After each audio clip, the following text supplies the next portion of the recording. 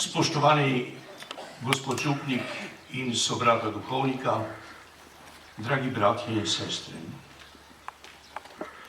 Evangelij današnje nedelje odgovarja na vprašanje, kaj je tisto najvišje pravilo, ki ga mora človek upoštevati in se po njem ravnati, če hoče, da bo imelo njegovo življenje smisel in bo doseglo svoj cilj. Prav to vprašanje zastavi Jezusu neki učitelj postave. Kaj naj storim, da dosežem večno življenje? Jezus mu odgovori, ti si vendar učitelj postave in moraš vedeti, kaj piše v Svetem pismu. No, kaj piše? In ta odgovori pravilno. Ljubi Gospoda svojega Boga z vsem srcem, z vso močjo in z vsem mišljenjem in svojega bližnjega, kakor samega sebe. Ja, kdo pa je moj bližnji, vpraša pismovk.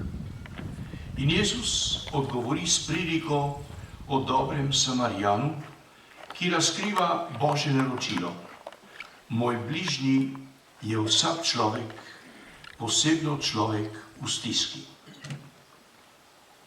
To je osnovno pravilo Evangelija, ki ga je evropski in slovenski človek skozi stoletja sprejemal kot vodilo svojega ravnanja in ga je po svojih močeh skušal uresničiti. V nekaterih primerih je uresničevanje evangeljskega načela ljubezni uspelo v junaški meri, na primer pri svetnikih, ali pa bolj pomanjkljivo, a vendar z dobro voljo, kot pri mnogih preprostih kristjanih. In če ga je kršil, je kristjan vedel, da je prelomil pravilo, na katerem temeljijo družba, vera in civilizacija. Če odmislimo francosko revolucijo z njenim nasiljem in nacionalistične ideologije 19. stoletja, ki so širile mržnjo in nezaupanje med evropskimi narodi, opažamo, da so to evangeljsko pravilo zavrgli prav totalitarni režimi 20. stoletja. Fašizem, nacizem in komunizem. Po Evropi se je bliskovito razpasla prava poplava nasilja, saj vsi trije totalitarizmi kot temeljno pravilo namesto ljubezni postavljajo sovraštvo. Sovražiti je bilo potrebno nekoga, ki je druge rase ali narodnosti. Sovražiti je bilo treba drugega, ki je iz drugega družbenega sloja ali v nasprotnem političnem taboru. Pustimo danes ob strani fašizem in nacizem, ki sta bila veliko zlo za slovenski narod, a pri nas nista imela idejnih pristašev ne na levi, ne na desni strani. In razmišljajmo o komunizmu, ki je tako tragično zaznamoval polpreteklo slovensko zgodovino. Komunizem kot politična ideologija je gradil na sovraštvu, stavil na sposobnost sovraštva v človeku. Na sovraštvu, ki zagotavlja notranjo enotnost med revolucionarji in je gonilna sila revolucije. To je novo v svetovni zgodovini. Pri Leninu je zmožnost sovraštva videti neomajna, neizčrpna, stalno budna. Vsaka njegova odločitev, vsak nastop, vsaka beseda je odraz popolnega zaničevanja in mržnje do nasprotnika. Ta filozofija temelji na nekakšni darwinistični viziji zgodovinskega razvoja kot okrutna, brezkompromisna dinamika nasilja in boja enega družbenega razreda nad drugim za rojstvo novega človeka, nove družbe, drugačne prihodnosti. Pri nas so to sovraštvo zasejali komunisti in s tem porušili temelje narodne enotnosti in možnega sožitja. Kidrič, Kardelj in drugi komunistični voditelji so bili polni prezira do nasprotnikov, ki naj bi bili nič vredna raja ogabnih, strahopetnih, podlih izdajalcev. To sovraštvo se je z partijskega vrha širilo med preproste partizane in jih zastrupljalo. Odkot to sovraštvo? Odgovor najdemo v Svetem pismu. Iz napuha, ki ga v človekovo srce zaseje oče laži. Ko je nebo prazno, namesto Boga stopi človek, ki se ima kot član partije za bitje višje narave, za avantgardo človeštva. Ta pozna zgodovinske zakonitosti in smer zgodovine, goni pa ga pošastna volja do moči, ki neusmiljeno tepta in zatira vse, kar bi jo moglo ovirati na poti do oblasti. Taka ideologija je mogoča samo v svetu brez Boga, pri človeku brez Boga. Brezbožnik, to besedo smo si izposodili pri Rusih, brezbožnik zavrača sleherno višje bitje, vsak zakon, ki si ga ni sam postavil. Kot je dejal Dostojevski, če ni Boga, je vse dovoljeno, vse, kar primore k zmagi revolucije. Človek brez Boga zavrača vsako misel na transcendenco in na večnost. Vse bistveno je tu in sedaj, v tem času in prostoru. V svojem bežnem zemeljskem trenutku vidi edini smisel svojega življenja in delovanja. Komunisti vedo, v kakšno smer gre zgodovina.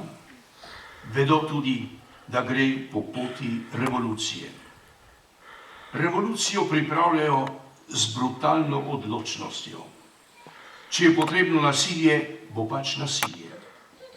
Razpnite čez ves svet vešala, naš Bog so rob, požig, umor. Divjajte, kri je zakričala, glavo je dvignil v nas upor. Zapiše partizanski pesnik Matej Bor leta 1941. Kakšno nasprotje z usmiljenim Samarijanom. Namesto Boga so odslej oni protagonisti zgodovine. V svoje roke so vzeli usodo naroda, da ga popeljajo, kot pravijo, v novo dobo enakosti in svobode.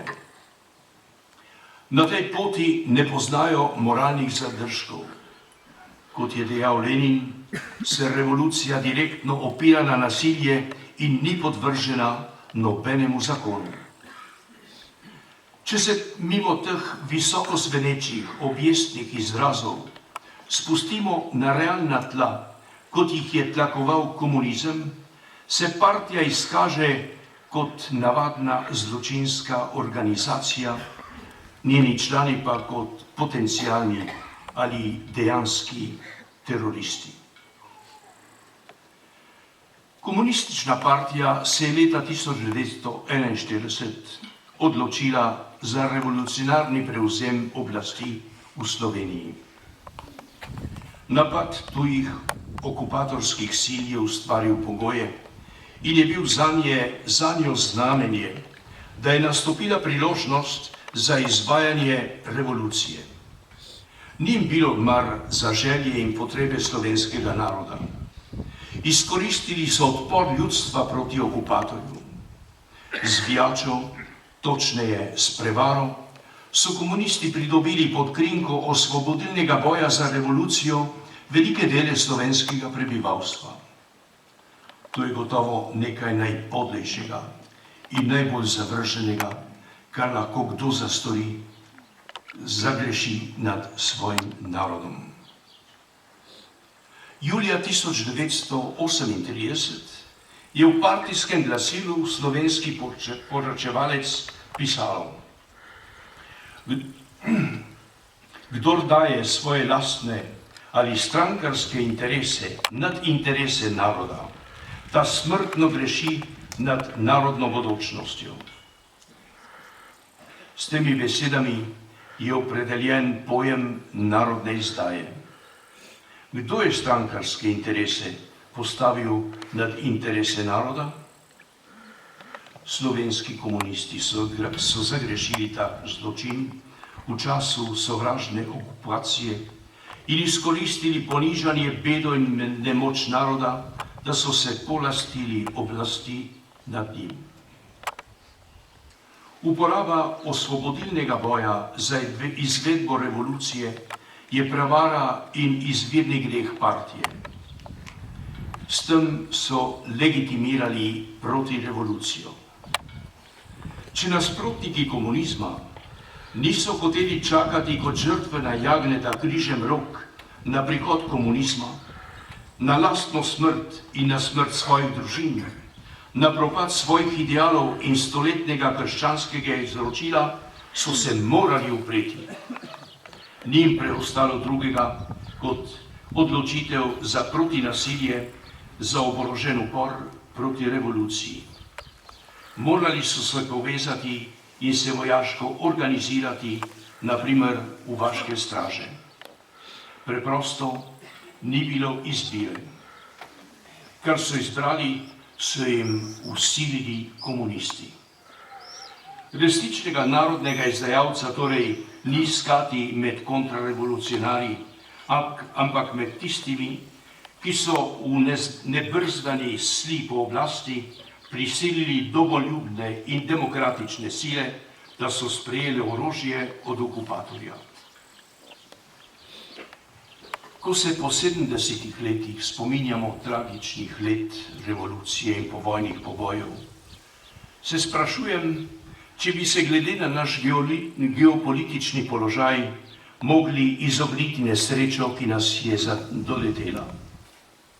Verjetno bi bilo manj gorja, ko bi med okupacijo zavzeli podobno stališče kot nekateri drugi evropski narodi, Danci, Nizozemci, Belgijci, ki so se odločili za pasivni odpor, vedoč, da se usoda vojne ne odloča pri njih, temveč med vojskujočimi se velesilami.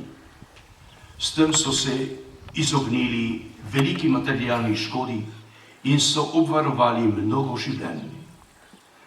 Pri nas je bilo drugače. Maloštevilna, a dobro organizirana komunistična partija je prevzela pobudo za upor, ker je v kaotičnih vojnih razmerah videla zgodovinsko priložnost za prevzem oblasti nad narodom. Zmagala je in po vojni do kraja razkrila svoj zločinski obraz z umorom 10 tisočev nedolžnih rojakov. Vso težo tega slepega sovraštva ste doživeli tudi vi in vaše družine. So vse te žrtve za manj? So vsi ti možje in fantje, ki so se borili za drugačno Slovenijo, za vero in svobodo in so umirali z molitvijo v srcu, zgolj nesrečne žrtve napačnega razpleta zgodovine? Nikakor. Svetopismo nam odgovarja, duše pravičnih so v Božji roki. V očeh nespametnih se zdijo mrtvi, toda oni so v miru. Bog jih je preizkusil in spoznal, da so vredni. Kakor zlato v topilnici jih je prečistil in sprejel kot žgalno žrtev. Oni so živi in pri Bogu prosijo za nas in za slovensko domovino, ki letos obhaja 25. obletnico samostojnosti. In prav v tej luči sem razkriva skrivnostni pomen njihove mučeniške smrti.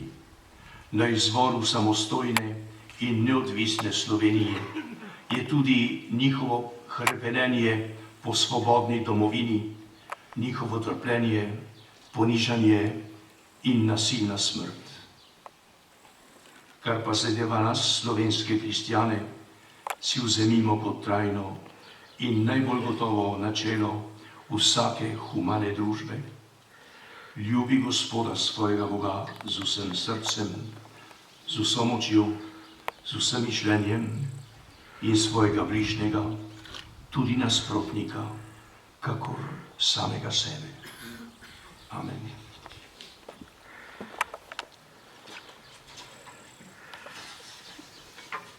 Verujem v enega Boga,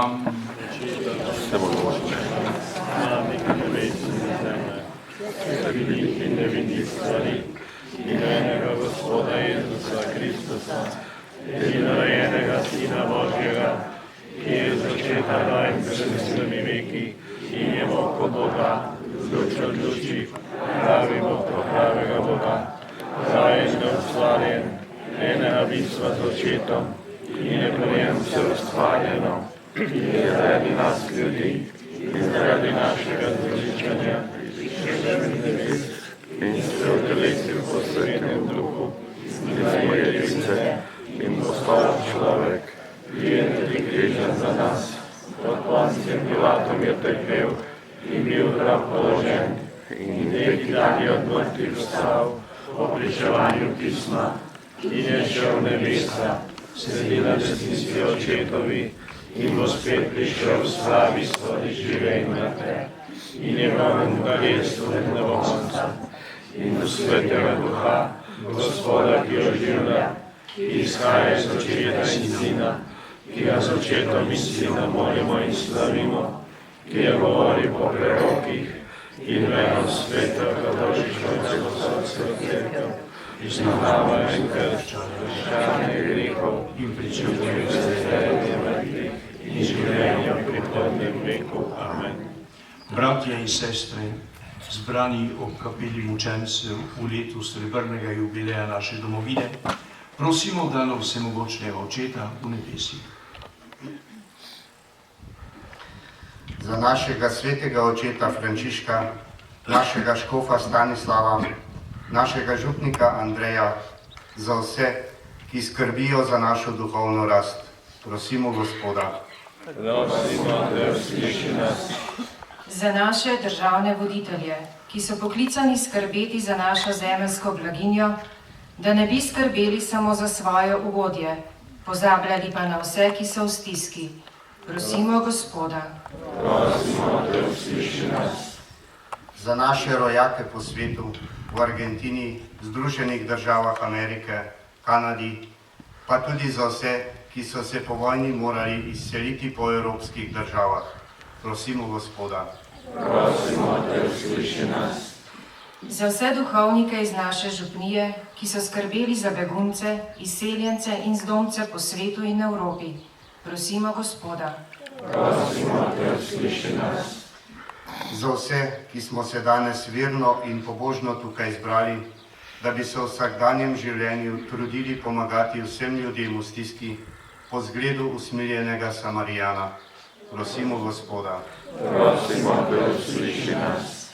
Za vse pokojne duhovnike, sorodnike, dobrotnike, ki so se že preselili v večnost z vero v večno življenje, prosimo Gospoda. Prosimo, da usliši nas. O Bog, vir vse svetosti in sreče, pritegni nas z milostjo k sebi, da te bomo vedno bolj spoznali, ljubili in služili tvojim načrtom, kako bomo nekoč vsi v družbi svetih pri Kristusu, ki s teboj živi in kraljuje na veke vekov. Amen.